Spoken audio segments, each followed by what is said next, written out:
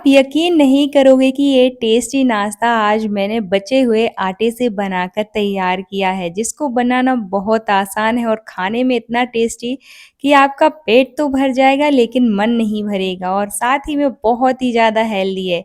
और सबसे अच्छी बात ये है कि ये नाश्ता जो है वो हमने बचे हुए आटे से बनाकर तैयार किया है। तो जब भी आपके घर में आटा बच जाए तो आप उससे ये वाली रेसिपी बनाकर तैयार कर सकते हैं।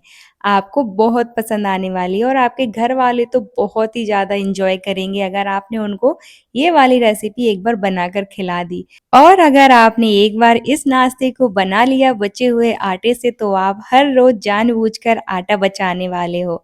यकीन मानिए अगर आपने एक बार बना लिया ना तो आप ज़रूर हर रोज़ जानबूझकर आटा बचाओगे। तो चलिए अब हम ज़्यादा देरी नहीं करते हैं, इस नाश्ते को बनाना स्टार्ट करते हैं। तो यहाँ पर मैं आज बचे हुए आटे से बनाकर तैयार कर रही हूँ और अगर आपके पास आटा नहीं बचा है तो आप नॉर्मल जैसे आटा हम रोटी बनाने के लिए गूँथते हैं उसी तरह से तैयार कर लीजिए।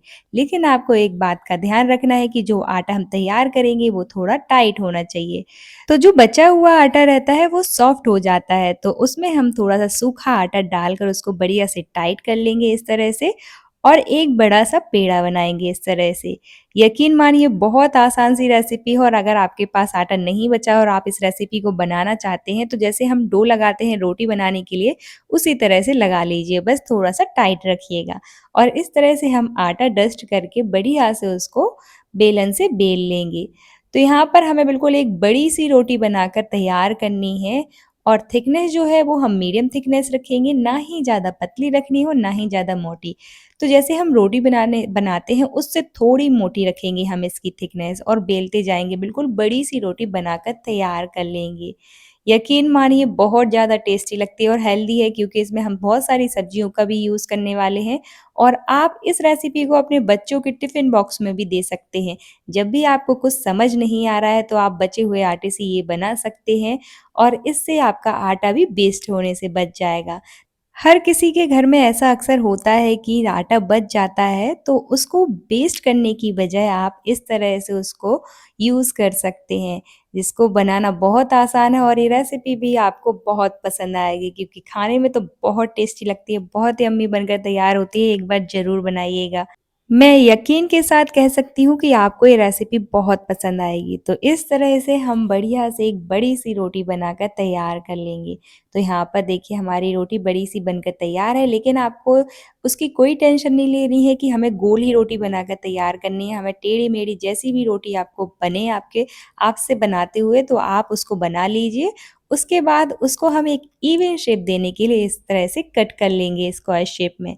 तो इस तरह से बढ़िया से उसके किनारे कट कर लेंगे। अब इसको हम शेप देंगे। तो आप इसको किसी भी शेप में बना सकते हैं, जो भी आपको पसंद है ये आपके ऊपर डिपेंड करता है। तो यहाँ पर मैं थोड़ा यूनिक शेप देने वाली हूँ। तो इस तरह से सबसे पहले तो उसके किनारे कट कर लेंगे और इस तरह से एक शेप देंगे। उसके किनारे साइड में रखकर इस तरह से हम इस तरह लंबा-लंबा उसको कट कर लेंगे पतला। तो यहाँ पर आप देख सकते हैं कि हमें किस तरह से उसको कट करना है। फिर उसके बाद हम इसके स्क्वायर शेप में बॉक्सेस कट कर लेंगे। तो इस तरह से हम इसको पहले रेक्टेंगल शेप में कट करेंगे, उसके बाद इस तरह से स्क्वायर शेप में हम कट करते जाएँगे। तो अगर आप दूसरा शेप देना चाहते हैं अपने नाश्ते को तो वो भी दे सकते हैं। आज मैं थोड़ा यूनिक शेप देने वाली हूँ जो देखने में बहुत ही ज़्यादा अच्छा लगता है और बच्चों को भी बहुत पसंद आएगा। तो इस तरह से बढ़िया से पहले तो हम रेक्टेंगल शेप में कट करेंगे, उसके बाद इस तरह से स्क्वायर शेप में कट कर लेंगे और इस तरह से हम उसको शेप दे देंगे। तो यहाँ पर आप देख सकते हैं कि किस तरह से हमें शेप दे देना है। तो इस तरह से हम एक-एक करके सारे नाश्ते को शेप देंगे। तो यहाँ पर आप देख सकते हैं कि कितना अच्छा लग रहा है। ये शेप बहुत ही ज़्यादा अच्छा लगता है और जब हम इसको हम बनाएँगे ना तो इसमें मसाला भी बहुत अच्छे से भर जाएगा, तो जो और भी ज़्यादा यम्मी हो जाएगा। तो इस तरह से हम सारे नाश्ते को एक-एक करके बना लेंगे और इसी तरह से हम शेप देते जाएँगे। तो आप कोई भी शेप दे सकते हैं, आपके ऊपर डिपेंड करता है जो भी आपको पसंद हो। तो ये दिखने में अच्छा लगता है तो मैंने इसलिए इसको शेप दिया इस तरह से और बच्चों को तो ये शेप बहुत ही ज़्यादा पसंद आने वाला है और वो इस नाश्ते को बहुत ही ज़्यादा चाव से खाने वाले हैं। तो आप लोग ज़रूर बनाइएगा और कोशिश करिएगा कि इस तरह से शेप बनाएँ क्योंकि ये दिखने में बहुत अच्छा लगता है। थोड़ा यूनिक सा शेप है। तो इस तरह से हम एक-एक करके सारे नाश्ते को बनाकर तैयार कर लेते हैं, उसके बाद ही हम आगे की तैयारी करेंगे। तो देखिए हमारा सारा नाश्ता बनकर तैयार है, तो हमने इसको अब साइड में रखेंगे। अब लेंगे हम कोई भी बर्तन या फिर कोई पतीली ले लीजिए या कढ़ाई ले लीजिए, उसमें हम डालेंगे पानी, गैस पर चढ़ाएँगे, जिसमें डालेंगे हम नमक स्वाद अनुसार और डाल देंगे इसमें हम 2 से 3 चम्मच ऑयल।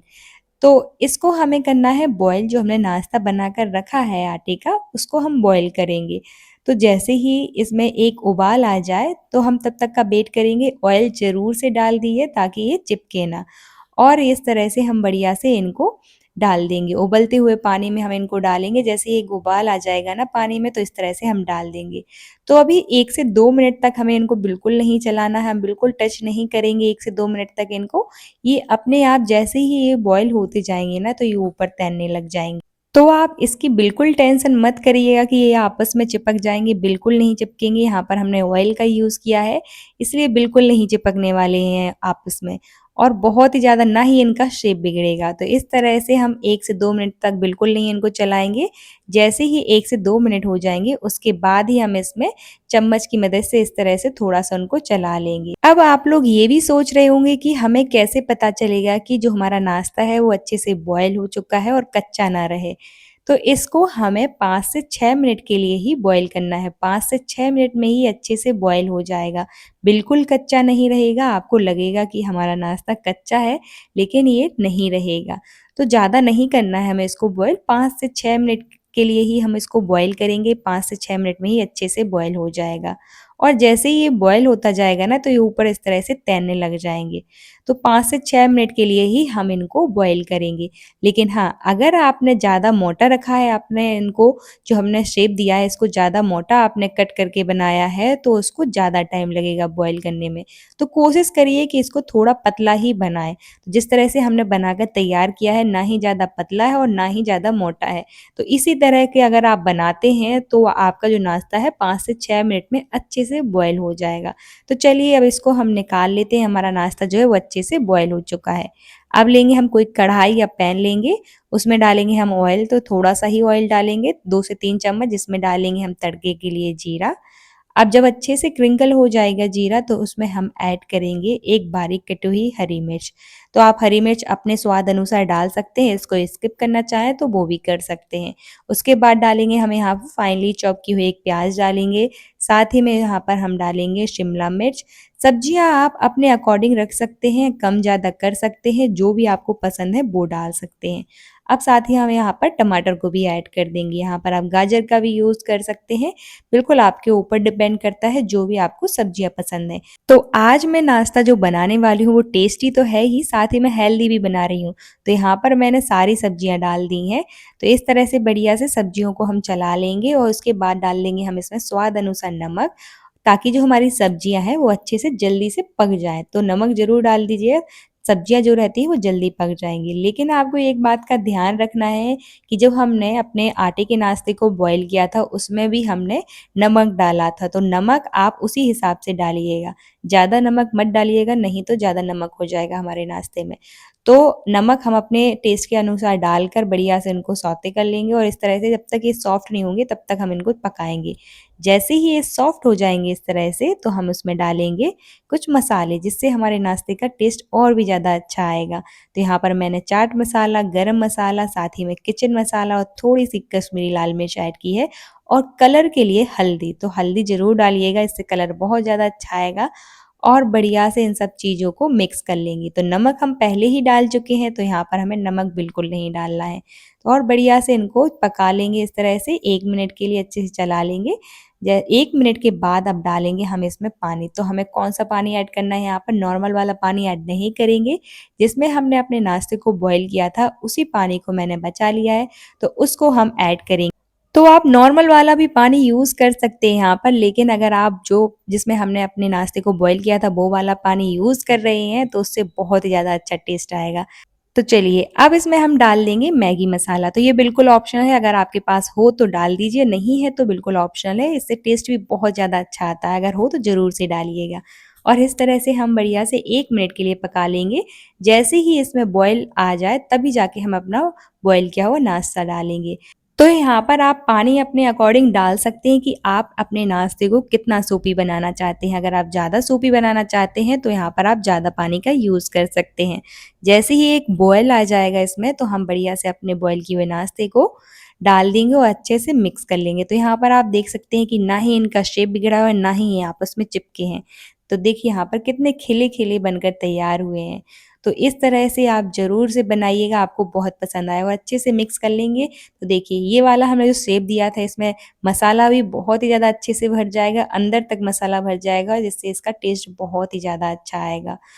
अब हम इसको 1 से डेढ़ मिनट के लिए इसी तरह से पका लेंगे और चलाते रहेंगे बीच-बीच में। तो इस तरह से यहाँ पर आप देख सकते हैं कि कितना बढ़िया हमारा नाश्ता बनकर तैयार हुआ है। यकीन मानिए बहुत टेस्टी लगता है। आप अगर एक बार बना लिए ना इस नाश्ते को, तो ये बिलीव मी आप हर बार इसको बनाने वाले हो और जानबूझकर आटा बचाने वाले हैं। तो ज़रूर से बनाइएगा और मुझे कमेंट सेक्शन में ज़रूर बताइएगा कि आपको ये रेसिपी कैसी लगी। और अगर आप मेरे चैनल पर नए हैं तो चैनल को सब्सक्राइब ज़रूर कर लेना। Thank you for watching.